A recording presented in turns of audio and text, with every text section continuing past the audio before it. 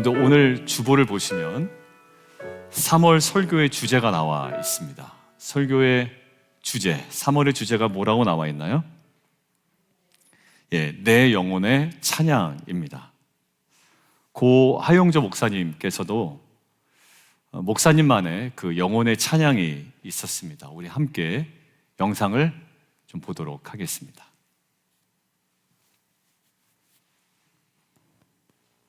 나는 어디를 가나 이 찬송가를 부르지. 내 영혼이 은총 입어 중한 죄지 얻고 보니 슬픔 많은 이 세상도 천국으로 와도다. 할렐루야 찬양하세. 내 모든 죄 사함받고 주 예수와 동행하니 그 어디나 하늘나라. 이 찬송가 가운데 가장 좋은 게 초막이나 궁궐이나 내 주 예수 모신 것이 그 어디나 하늘나라.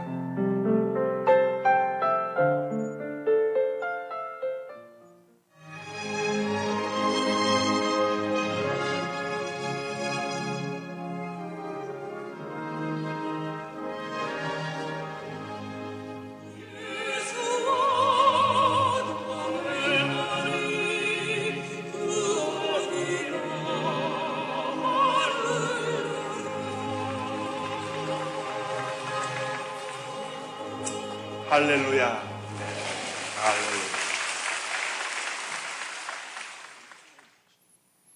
할렐루야. 한 목사님 항상 설교하러 올라오시면 저 표정으로 할렐루야 하셨어요. 아무도 따라할 수 없는데 한 목사님이 저렇게 할렐루야 한번 하면 성도님들이 말씀 듣기 딱 좋은 상태로 심령이 이렇게 풀리는 거예요. 참 목사님 참 대단하다라는 생각이 있었는데 저 영상을 보고 한 목사님이 저 찬양을 좋아하시는구나. 오래전에 제가 봤어요. 그래서 저 영상을 본 이후에 저도 이제 결정을 했습니다. 나도 누가 물어보면 내 영혼이 은총 입어 이 찬양이 내가 제일 좋아하는 찬양이라고 해야지 라고 많이 불렀습니다. 성도님들 아마 눈치채셨을지 모르지만 성도님이 돌아가셨거나 성도님의 가족분이 돌아가셨을 때 제가 여쭤봅니다. 혹시 어머니, 아버님, 또 우리 가족이 평소에 좋아하셨던 찬양이 뭡니까? 라고 여쭤본 다음에 그 찬양을 앞에 부르던 마지막 말씀을 하고 부르건 이제 한 번은 같이 부릅니다. 근데 뭐 특별한 찬양을 저에게 공유해 주시지 않으면 제가 그 중에 하나 꼭 부르는 찬양이 바로 이 찬양입니다. 내 영혼이 은총 입어 중한 죄짐 벗고 보니 슬픔 많은 이 세상도 천국으로 화하도다. 그리고 사실 일반 예배나 새벽 예배 때 찬송가 모르는 곡이 나올 때 있잖아요. 우리가 그 생명의 삶에 그러면 다른 곡으로 좀 대체를 해야 될 때 그때도 제가 가끔 내 영혼이 은총 입어 이 찬양을 함께 한 적이 있습니다. 비단 하영조 목사님뿐만 아니라 우리 모두에게는 평생토록 우리의 마음과 입술에 끊이지 않고 고백되어지는 내 영혼의 찬양이 있습니다. 이러한 내 영혼의 찬양이 왜 중요하냐면 우리가 천상의 예배를 경험하는 공동체로 나아가는 데 있어서 어떤 상황이든지 이 내 영혼의 찬양을 통해 우리는 진정한 예배 자리로 나아갈 수 있기 때문입니다. 너무 힘들어도 그 찬양만 나오면 감사와 감격이 있고 때로는 눈물도 나고 내 안에 주님을 향한 온전한 믿음과 소망이 새로워지는 것들을 경험할 수 있기 때문입니다. 목사님 고백한 것처럼 초막이나 궁궐이나 내 주 예수 모신 곳이 그 어디나 하늘나라라는 이러한 고백이, 이러한 내 영혼의 찬양이 그 모든 상황에도 불구하고 우리의 그 찬양을 통해 천상의 예배를 경험하게 되는 귀한 통로가 되기 때문입니다.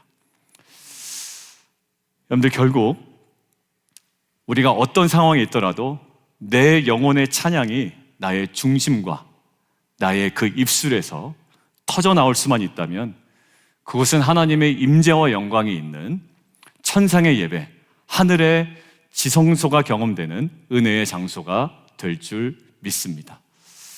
여러분들, 그러고 보니까 누가복음을 제가 묵상을 하던 중에 3명의 인물이 나오는데 공교롭게도 이 3명의 인물이 그들의 각자 상황 가운데 고백했던 찬가, 찬양이 있더라고요. 그래서 오늘은 첫 번째, 내 영혼의 찬양, 첫 번째 시간으로요, 한번 보실까요? 마리아의 찬가를 저희가 함께 묵상할 겁니다. 그리고 같은 누가복음에 있는 그 다음 찬양, 사가랴의 찬양을 다음 주에 묵상할 거고요. 그 다음 주는 시므온의 노래를 우리가 묵상할 거예요. 그래서 내 영혼의 찬양 시리즈, 이 3주간의 묵상을 통해 저와 여러분의 삶에도 내 영혼의 찬양이 회복됨을 통해 천상의 예배를 누리고 경험하는 복된 인생 되기를 주님의 이름으로 축원드립니다.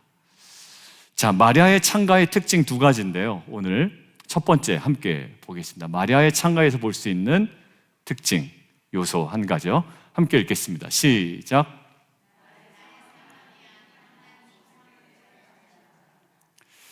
그런데 마리아의 찬가는 지금 마리아가 현재 경험하고 있는 자신의 상황에 대한 찬가가 아닙니다. 좀 쉽게 얘기하면 자기의 상황이 너무 좋아서 터져 나오는 찬가가 아니라는 거예요. 마리아는 그러면 그 자신의 현재 상황을 어떻게 인식하고 있을까? 48절에 자신의 상황에 대한 인식이 이 표현으로 정확하게 드러납니다. 우리 자막을 통해서 함께 읽겠습니다. 자, 시작. 여종의 비천함입니다. 여러분들, 여종으로서의 낮은 지위가 있고요. 그리고 처녀가 임신을 했기 때문에 사람들로부터의 의심과 경멸의 눈초리를 계속 받을 수밖에 없는 상황입니다. 그러니까 마리아는 현재 자신의 상황만 보면 오히려 황색 신문, 그 신문에 등장할 만한 수치스럽고 그리고 해명하기조차 굉장히 어려운 사건과 사고로 도배질된 상황입니다. 그러니까 찬가가 터져 나올 수 없는 상황이에요. 찬가는커녕 어디 숨어서 지내야 되는 상황인 겁니다. 저와 여러분의 상황은 어떤가요? 여러분들, 승리의 찬가가 터져 나올 만한 상황입니까? 아니면 최근의 사건과 사고로 힘들어할 수밖에 없는 상황입니까? 그런데 중요한 것은 오늘 마리아의 찬가는 자신의 커리어를 높이 쌓아간 여성 리더가 뱉은 찬가가 아니라는 거예요. 그리고 자녀 교육에 성공했다고 자타가 인정하는 교육열 높은 강남 8학군의 엄마들의 찬가는 더더욱 아니었습니다. 오늘 마리아의 찬가는 여종의 비천함이라는 냉혹한 자신의 현실과 상황 속에 터져나온 찬가였다라는 거예요. 성공해서 터져나온 찬가도 아니었고요. 자녀의 교육에 무엇인가를 이뤄내서 나온 찬가도 아니었고, 오히려 여종의 비천함이라는 냉혹한 현실 앞에 그 안에서 터져나온 찬가였다라는 겁니다. 질문이에요.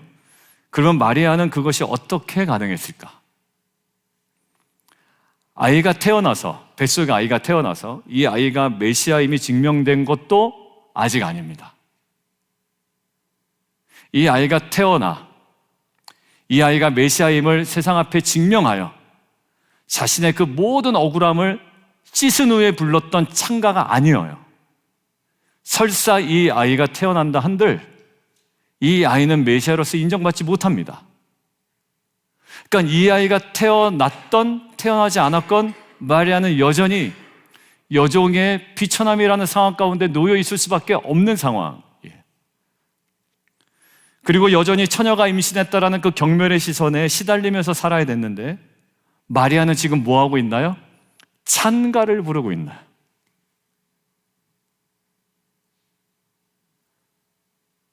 정신없는 여자죠. 지금 자신의 상황에 사람들의 따가운 시선이 쏠리고 있는데 자신이 처녀로서 임신했고 이 아이가 난들 모든 의혹을 해명할 길도 없는데 임신 중반에 있는 이 여자가 찬가를 부르고 있습니다. 가정의 문제가 끊이지 않는데 문제가 여전히 계속 진행 중인데 그리고 막상 시간이 지난다고 해결의 기미가 보이지도 않는데 뭐하고 있는 거예요? 찬가를 부르고 있는 겁니다. 이것을 가능하게 한 요소가 무엇인지 오늘 마리아의 찬가의 내용에서 우리가 살펴볼 수 있습니다. 화면 함께 보시겠습니다. 49절에 능하심 있습니다. 능하신 이가 큰 일을 내게 행하셨다. 그러니까 전능하심이 등장하고 49절에 거룩하심이 등장합니다. 그리고 50절에 긍휼하심이 등장하고요. 54절에 동일하게 그종 이스라엘을 도우사 긍휼히 여기시고 또 긍휼하심이 등장합니다. 55절 아브라함과 그 자손에게 영원히 하시리로다. 영원하심, 문맥상 다른 말로 표현하면 신실하심. 여러분들 지금 표현된 모든 것들은 결국 한마디로 정리할 수 있습니다. 함께 읽어볼까요? 시작. 하나님의 성품입니다. 여러분들 지금 마리아는요, 자신이 경험하고 있는 여종의 비천함이라는 자신의 상황이 아니라 자신의 비천함을 둘러싸고 있는 하나님의 성품의 시선을 고정하고 있습니다. 여러분들 다시요. 마리아는 자신이 경험하고 있는 여종의 비천함이 아니라 그 자신의 비천함을 둘러싸고 있는 하나님의 성품의 시선을 고정하고 있단 말이죠. 사랑하는 성도 여러분, 우리의 진정한 찬양과 예배는 우리 상황에 대한 평가로 이루어지지 않습니다. 즉, 내 상황이 좋으니 내 예배와 찬양이 가능한 것 아니라는 거예요. 예배와 찬양은 나의 상황에 대한 평가가 아니라 우리의 예배는 하나님이 어떤 분이신지에 대한 선포인 줄 믿습니다. 저와 여러분이 어떤 상황에 있을지라도 하나님이 어떤 분이신지에 대한 우리의 정확한 믿음의 선포만 있다면 그 상황을 뛰어넘는 예배와 찬양이 우리 가운데 가능한 줄 믿습니다. 여러분들 80세 모세가 있는데요, 그 모세가 하나님의 부르심을 피할 때, 도망 다닐 때 모세에게 독특하게 나타나는 표현이 하나 있습니다. 한번 보실게요. 모세가 도망 다닐 때 하나님의 부르심을 피할 때의 독특한 표현입니다. 같이 한번 읽겠습니다. 시작.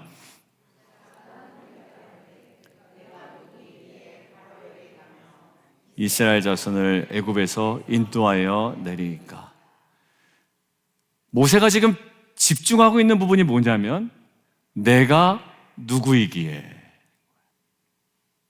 여러분들, 우리가 항상 무너지는 것은 어느 질문? 내가 누구냐라는 질문을 스스로 던져놓고 거기에 내가 스스로 답하다가 스스로 무너집니다. 내가 누구냐라는 질문 앞에 당당할 사람은 사실 한 사람도 없거든요. 모세가 80세 할아버지가 된 자신을 보고 내가 누구이기에 바로에게 가며 내가 누구이기에 이스라엘을 애굽에서 인도해야 됩니까? 이렇게 이야기합니다. 결국 모세가 지금 주목하는 것은 어디냐면 자신의 비천함을 주목하죠.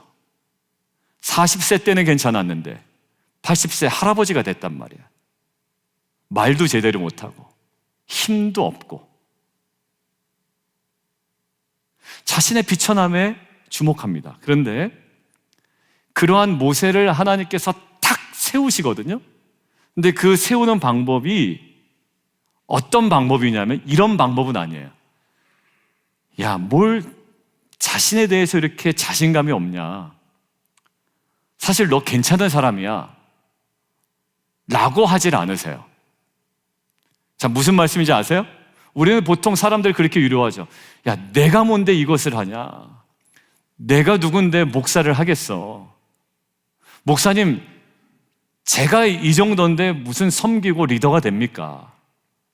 그때 우리는 보통 어떤 방식으로 위로합니까? 아니야, 그래도 너 괜찮은 사람이야. 너 그래도 능력 있다. 그래도 너 배울 만큼은 배웠지 않냐? 그래도 이민 사이에 경험은 많잖아. 그 사람에게 근데 그 무엇을 설명하려고 되게 애씁니다. 그죠? 근데 하나님은 내가 누굽니까? 라고 좌절하는 모세에게 어떤 방법으로 다가오신지 한번 보세요. 함께 보겠습니다. 시작.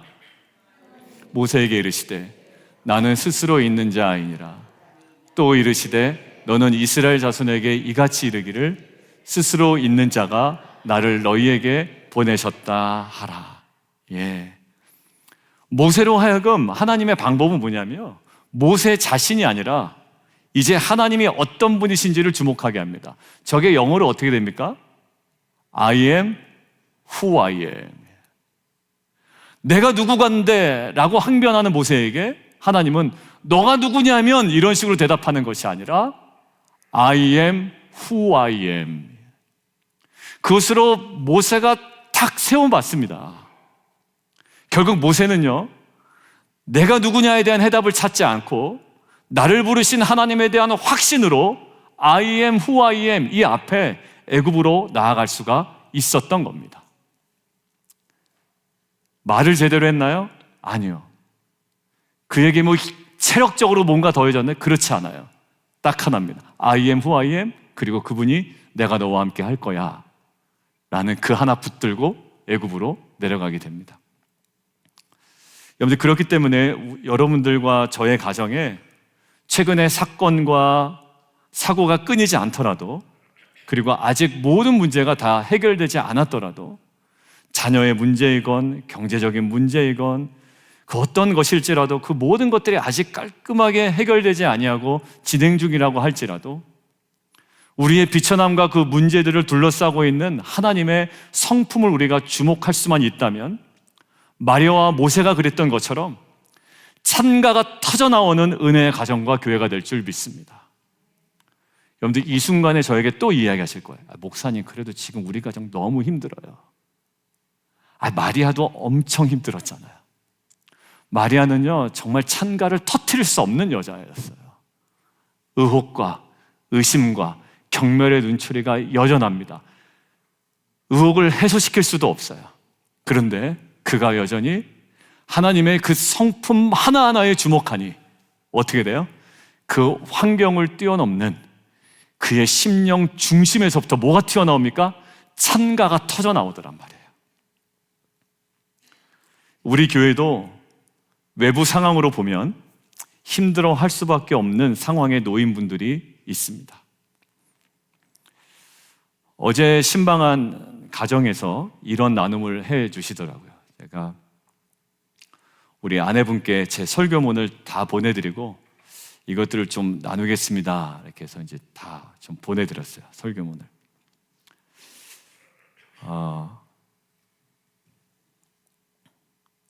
자녀 중에 한 명이 수술을 했습니다. 여러분들 아마 뭐 다 아실 거예요. 누군지. 그래서 어제 좀 뭐 좀 갖다 줄 겸 해서 어제 방문을 했습니다. 근데 그 여자 집사님이 저에게 이렇게 얘기하시더라고요. 목사님, 우리의 자녀가 수술을 앞두고 너무 힘들 것 같았고 너무 힘들어야 되는데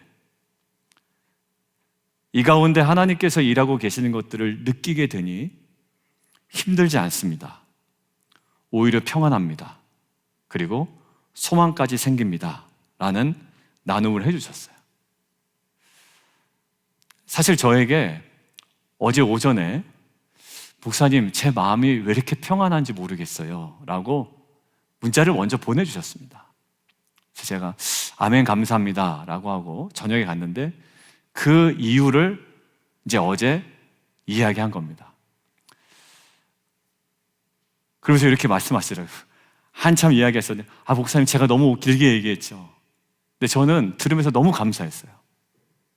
예, 집사님 더 얘기하셔도 돼요. 그리고 맞아요. 아멘이에요.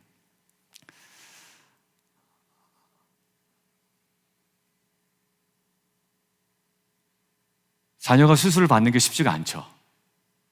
근데 어느덧 마치 마리아의 창가처럼 그것이 튀어나오는 거예요. 얘기를 듣는데요. 그 얘기를 하시더라고요. 아무래도 사춘기니까 우리 이제 아이들이 또 부모 말도 안 듣고 다 그러잖아요. 다 똑같이. 여러분들 수술 마취하다가 깨면 자기 속마음 다 나오는 거 알죠? 저 예전에 편도선 수술 받고 무릎 수술 받을 때 2번 마취했는데요. 저는 다행히 먹는 얘기만 했대요. 안 먹어. 저희 어머니가 야, 너 먹지도 못하는데 뭘 자꾸 안 먹어 그래. 이렇게. 안 먹어 그랬대요. 저번에 이정은 성도님 수술할 때도 제가 이야기했습니다. 자기 그 속에 게 튀어나오는데 어떤 분은 욕이 막 튀어나온다고 하던데요. 근데 말씀 들어보니까 이정은 성도님 그 마취 깬 다음에 유머가 튀어나왔다고 그랬더라고요. 그러니까 속에 있는 게 튀어나오는 거예요. 자, 그런데 우리 엊그저께 수술 받은 우리 그 자녀가 수술 받고 어떤 얘기를 했냐면 사춘기 이전에 대화를 하더래요. 아빠 나 목마 태워줄 거지? 라고 하던데. 사춘기 들어선 그 얘기를 전혀 안 했던 애가 수술을 하고 나서 그 안에 있는 그게 툭 튀어나온 건가 봐요. 저도 제가 수술 끝나고 그 아이랑 대화하는 거 아버님한테 이야기하고 아버님 제가 녹음 좀 할게요. 그러고 녹음을 해놨어요. 나중에 깨면 다 들려줄 거예요. 걔한테 이제. 그러니까 결국 예전에 아빠가 목마 태워줬던 게 생각이 났던 모양이에요. 그러면서 그 어머니, 부모님이 얘기하시는 거예요. 아, 이게 하나님께서 우리 가정 안에 일하시는 소망이구나라는 것이 생각이 났대요. 수술 받았죠? 아프죠? 힘들죠? 간호해야 되죠? 그런데 뭐래요? 평안이 있대요. 뭐가 터져 나와요? 찬가가 터져 나온단 말이에요. 여러분들, 저는 이것이 그 부부의 고백을 통해 하나님께서 받으신 또 다른 마리아의 찬가라고 저는 믿습니다. 저는 어제 신방했던 성도님 가정뿐만 아니라 앞으로 쉽지 않은 일을 앞두고 있는 우리 성도님 가정들, 또 돌아오는 주에 수술이 있고 4월 달에도 수술이 있지만 그 모든 상황들을 감싸고 있는 하나님의 전능하심, 긍휼하심, 거룩하심, 신실하신 성품으로 말미암아 여전히 치료해야 하는 수술이 있고 감당해야 되는 건강의 문제도 있고 우리 최용승 원사님은 페이스메이커도 또 달아야 하는 또 여러 가지 과정들이 있지만 그 모든 것들을 감싸고 있는 하나님의 성품을 주목함을 통해 각자의 상황 가운데, 가정 가운데 마리아의 찬가가 터져나오는 정말 귀한 은혜의 가정과 공동체와 성도 되기를 주님의 이름으로 축원드립니다. 여러분들, 한 성도님은 제가 주중에 만났던, 신방했던 한 성도님 가정인데 그 성도님은 다른 가정이에요. 다른 가정인데 자녀의 절망적인 어떤 이야기에 가슴 철렁 내려앉으신 거예요. 그 자녀 입에서 그런 고백이 나올 줄 몰랐던 거예요. 얼마나 부모 입장에서는 가슴 철렁하고 힘들고 또 그 문제를 두고 저도 같이 기도하기로 했어요. 근데 저 설교 준비하다가 그 마음이 드는 거예요. 정말 가슴 철렁하겠다. 너무 가슴이 아프겠다. 그런데 그 가운데 그 자녀와 그 부모님을 감싸고 있는 하나님의 그 성품이잖아요. 이것도 우리가 주목하니 우리 안에 뭐가, 그 가정에서 뭐가 찬가가 터져 나올 수 있겠다라는 마음이 들었습니다. 오늘 예배를 지금 이곳에서 드리고 계실 수도 있어요. 그 모든 과정들 속에 그 모든 것들을 둘러싸고 있는 환경이 아니라 더 크게 감싸고 계신 하나님의 성품을 주목함을 통해 우리 상황을 초월한 각자의 마리아의 찬가가 각 가정 안에 공동체 안에 회복되어지는 귀한 은혜 있기를 주님의 이름으로 축원드립니다. 자, 두 번째요. 두 번째는 마리아의 찬가 속에 보이는 특징이 있습니다. 함께 읽겠습니다. 시작.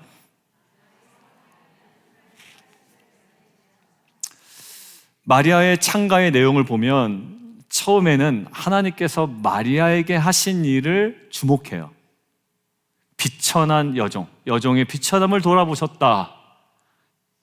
자신에게 행한 일들을 주목하죠. 그런데 굉장히 놀랍게도 후반부로 가면 마리아가 속해 있는 온 이스라엘 향의 렌즈가 확대되고 있습니다. 한번 볼게요. 자막을 통해 보겠습니다. 54절. 이스라엘을 도우사라고 되어 있습니다. 그리고 55절이요. 아브라함과 그 자손에게 영원히 하시리라. 신실하게 일을 하시겠다라는 거죠. 자, 마리아는 지금 어떤 상황입니까? 여종의 비천함이라는 냉혹한 현실에 놓여 있어요. 자신의 몸 하나 추스리기도 힘든 상황입니다. 내 몸 하나 추스리기 힘든 상황이에요. 근데 지금 창가의 내용이 뭐라고요? 자신의 민족에 대한, 자신의 속해 있는 공동체를 향한 찬가까지 지금 하고 있다고요. 이거는 오지랖이 넓어도 보통 넓은 게 아닙니다. 여러분들 옆에 있는 사람들이 있었으면 야, 너 처지나 알아. 아마 이런 얘기를 했을 거예요. 야, 너나 간수를 잘해. 지금 무슨 이스라엘에 대한 찬가를 부를 때가 아니잖아. 약간 이런 거죠.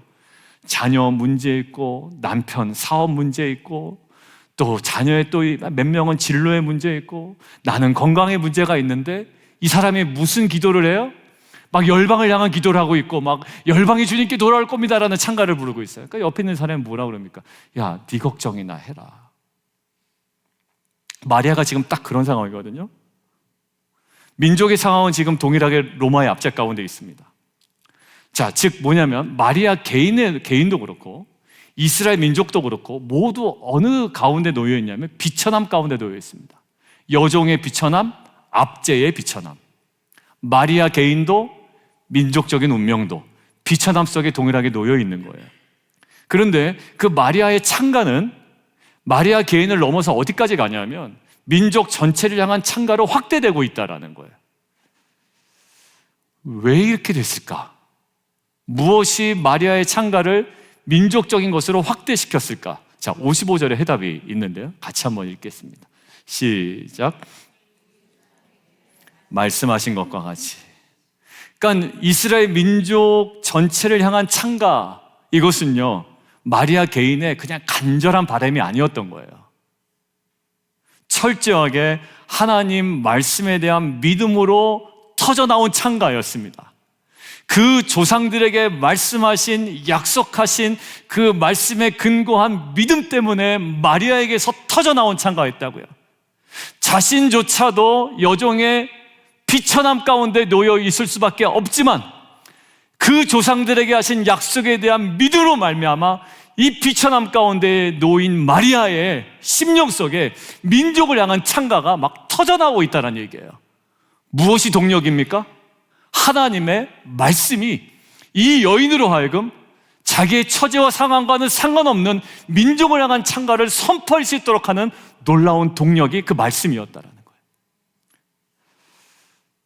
여러분들, 이러한 비슷한 장면이 누가복음 우리가 읽었던 앞부분에 있습니다. 26절과 38절인데 천사 가브리엘이 마리아에게 나타납니다. 그리고 뭐라고 이야기하냐면 은혜를 입은 자여 라고 이야기합니다. 은혜를 입은 자여, 뭐야 좋은 일이 있나? 라고 했더니 뭐라고 이야기해요? 너 임신할 거야. 화들짝 놀라죠. 나는 남자를 알지 못하는데 어떻게 임신을 합니까? 그러니까 은혜를 입은 자답지 않은 소식을 들은 거예요. 그리고 이제 뒤에서 계속 가브리엘이 뭐라고 이야기하냐면 성령의 능력이 너를 덮을 것이고 성령을 통해 너는 임신할 것이고 그리고 너가 출산하는 그 아들이 하나님의 아들이라 일컬음을 받을 것이다. 마리아는 질문을 합니다. 어떻게 이런 일이 이루어질 수 있단 말입니까? 나 같은 자에게. 다윗의 자손이 난다 그러고 그 다윗의 왕이 난다 그러고 하나님의 아들이라 일컬음을 받는 자가 자신을 통해서 난다는, 어떻게 여종의 비천함이 있는데 나에게서 이런 일이 일어날 수 있겠습니까?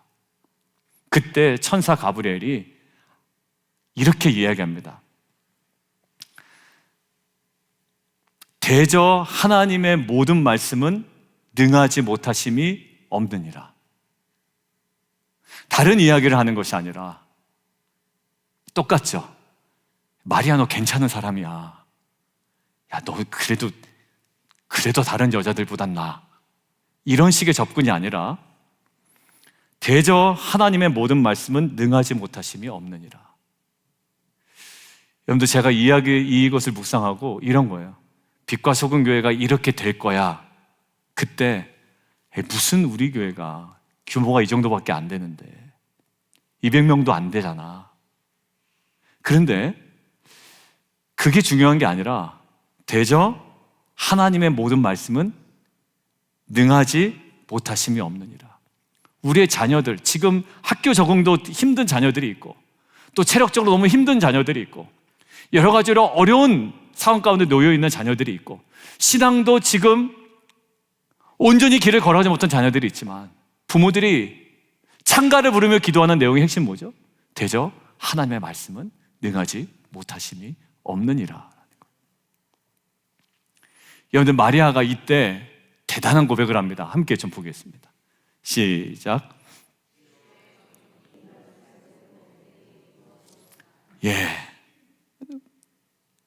주의 여정이오니 말씀대로 내게 이루어지다. 어찌 이런 일이 내게 이루어지겠습니까? 라고 했던 이 마리아가 어찌 내게 이 일이 이루어집니까? 라고 반문했던 마리아가 중요한 변화를 보이죠. 이 변화의 핵심에 뭐가 있습니까? 말씀대로. 사람이 갑자기 변하기가 쉽지가 않아요. 근데 사람이 순간 변하게 되는데 그 변화의 지점이 있는데 뭐냐면 선포된 말씀이 있고요, 그 말씀에 대한 믿음이 있습니다.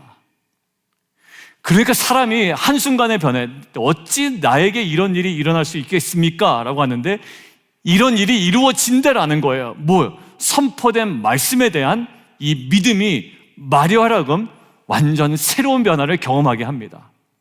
저와 여러분의 새로운 변화와 저와 여러분의 새로운 찬가는 어디서 나올까요? 우리 삶 가운데 임한 하나님의 말씀과 그 말씀에 대한 믿음이 우리로 하여금 상황을 뛰어넘는 찬가를 터뜨리는 귀한 능력이 될 줄 믿습니다. 여러분들, 우리의 자녀들 또 여러분들 상황 가운데 어렵거든요. 근데 찬가가 어떻게 튀어나옵니까?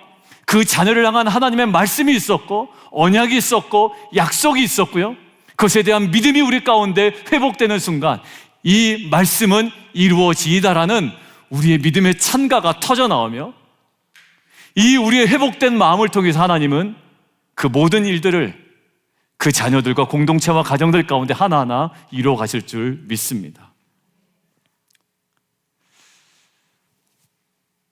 여러분들, 저와 여러분에게도 지금 개인이든 가정이든, 특별히 지난주에 몇 가정을 계속 만났는데 너무나도 견고한 문제 앞에 서 계시다면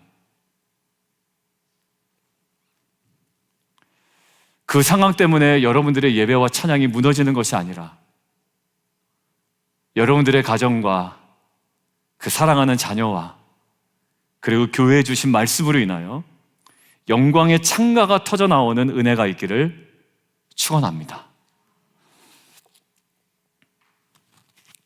이제 오늘 말씀 끝났는데도 제가 집사님 우리 이제 찬가를 부르십시다 그러는데 저에게 우리 상황이 안 그래요. 상황하면 자꾸 상황 얘기하면 저 마음 무너집니다. 그토록 상황 아니라고 이야기했고 그것을 뛰어넘는 감싸고 있는 하나님의 성품과 그 말씀에 대한 믿음이라고 얘기했는데 저 찬가 못 부릅니다. 그래서 저 막 짜증낼 거예요. 그러면 자, 말씀 마무리합니다.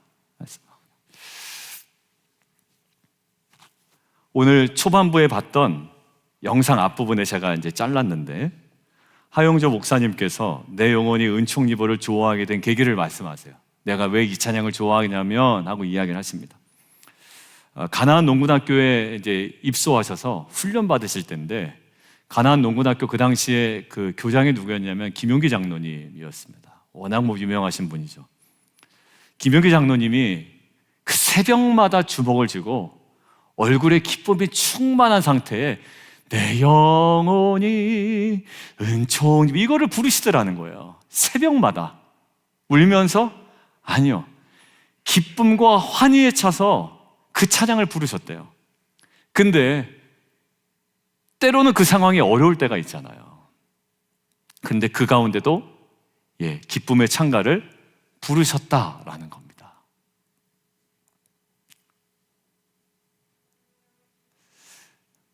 여러분들, 오늘 예배드리는 우리들 중에 저는 오늘 확신하면서 이거를 정했어요. 그리고 여러분들, 오늘 이제 빛과 소금교회 요 설교를 들으셨다면 이제 상황 때문에 안 되고 뭐 집사님 때문에 안 되고 뭐 때문에 안 되고 이제 안 되는 거예요. 이제 그 말 자체가 안 되는 겁니다. 물론 우리가 함께 위로하고 함께 격려하고 함께 울면서 기도할 수는 있어요. 그러나 오늘 예배드리는 우리 모두는 어떤 상황이든지 간에 마리아의 찬가를 부르지 못할 사람은 없습니다. 심지어 자녀의 수술 후에도 마음이 평안합니다. 왜 그런지 모르겠어요.